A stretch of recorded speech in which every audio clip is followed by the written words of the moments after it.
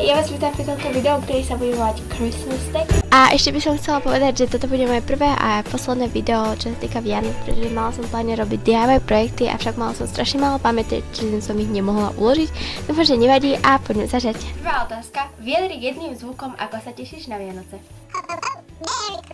To bolo dosť odvec. Okay, toto by som si mala zavrieť. Tak je to lepšie. Druhá otázka. Aká bola druhá otázka? A aký bol tvoj najkrajší vianočný dáček? Tak. Asi Vifonka. Vifonka od Adamka. Kto by nevedel, čo je to Vifonka, tak Vifonka to je vlastne taká ako keby instantná polievka, v ktorej sú také tie slíže.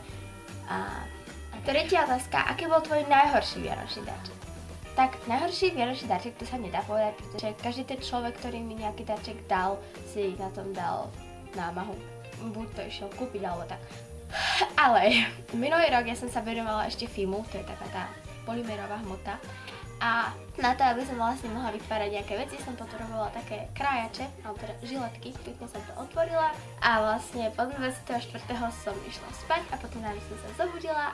A potom som sa vlastne išla spätne pozrieť, aké darčeky som dostala. A ja som do tej krabice, kde som mala darčeky, strčila ruku a vlastne išla som ju vytiahnuť, ale ja som tie žiletky nechala otvorené a takto som si s týmto prstom som tak úplne proste škrtla o tú žiletku a v podstate som si toto tu umýla.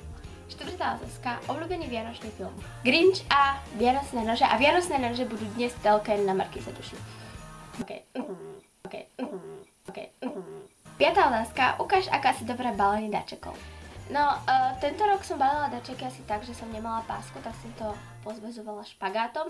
A potom jeden dáček som nemala zabalený, tak vlastne ten človek, ktorému som dala ten dáček, aby si ho otvoril, som mu vlastne zobrala ten baliaci papier a aj ten špagát. No a vlastne som do toho zabalila ten darček pre toho človeka, ktorý vlastne ten dáček nemal. A posledná šiestá otázka, najobľúbenejšia vec na Vianoce. Čo sa týka Vianoc, teraz 4 večere, tak milujem našu asi 9-chodovú večeru.